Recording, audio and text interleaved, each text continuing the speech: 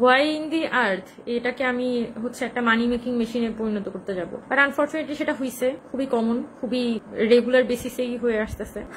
আর যতটুকু অনেকে বলেন যে আমি কত হাজার কোটি টাকা কামাইছি, আমি এতটুকু বলতে পারি যে I have a pretty good life. বৈষম্য বিরোধী ছাত্র আন্দোলন একটি সফল গণ অভ্যুত্থানের নায়ক। রাজপথ কাঁপানো সেই প্ল্যাটফর্ম আজ বিতর্কের কেন্দ্রবিন্দু। সম্প্রতি আওয়ামী লীগের সাবেক সংসদ সদস্য শাম্মী আহমেদের বাসায় 50 লাখ টাকা চাঁদা দাবির অভিযোগে বৈষম্য বিরোধী ছাত্র আন্দোলনের সম্মিলিত বেসরকারি বিশ্ববিদ্যালয়ের যুগ্ম আহ্বায়ক ও এনসিপির ছাত্র উইং বাংলাদেশ গণতান্ত্রিক ছাত্র সংসদের কেন্দ্রীয় কমিটির সদস্য আব্দুর রাজ্জাক রিয়াদ সহ 4 জন সদস্যকে গ্রেফতার করে পুলিশ। এই ঘটনা শুধু একক দৃষ্টান্ত নয়, গত 1 বছরে বিভিন্ন সময়ে চাঁদাবাজি সহ বিভিন্ন অভিযোগ উঠেছে বৈষম্য বিরোধী ছাত্র আন্দোলনের নেতাদের বিরুদ্ধে। পরিস্থিতি বিবেচনায় অবশেষে সংবাদ সম্মেলনে মুখ খোলে কেন্দ্রীয় কমিটি। জানানো হয়, কেন্দ্র ছাড়া দেশের সব ইউনিটের কার্যক্রম স্থগিত।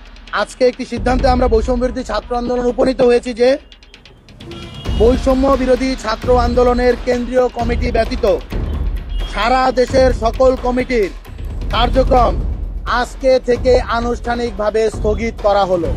এদিকে প্ল্যাটফর্মটির সাবেক মুখপাত্র মামা ফাতেমা ফেসবুক লাইভে বিস্ফোরক মন্তব্য করেছেন। গতকাল ফেসবুক লাইভে তিনি বলেন, জুলাইকে মানি মেকিং মেশিনে পরিণত করা হয়েছে। আমার মাথায় না একবার আসেই নেই যে এটা দিয়ে টাকা পয়সাও ইনকাম করা যায়। এটা তো আমার মাথায় আসতে হয়। আমি মুখপাত্র হওয়ার পরে প্রথম আবিষ্কার করছি যে এইগুলা দিয়ে লোকজন আসলে নানান কিছু করতেছে, লাইক টেন্ডার বাণিজ্য করতেছে, তদবির বাণিজ্য করতেছে, ডিসি নিয়োগ করতেছে, তমুক জায়গায় অমুক কাজ, তমুক জায়গায় তমুক কাজ, এগুলো নাকি অহরহ করে বেড়াচ্ছে। এগুলো হচ্ছে আমি মুখপাত্র হিসেবে যাওয়ার পর জানতে পারছি। হোয়াই ইন দি আর্থ এটাকে আমি হচ্ছে একটা মানি মেকিং মেশিনে পরিণত করতে যাব, বাট আনফর্চুনেটলি সেটা হয়েছে। দেশ জুড়ে শুরু হয়েছে সমালোচনার ঝড়। আন্দোলনের নৈতিকতা, আদর্শ আর ভবিষ্যৎ সবকিছু নিয়েই এখন প্রশ্ন উঠছে। M Parvez, Manabzamin desk.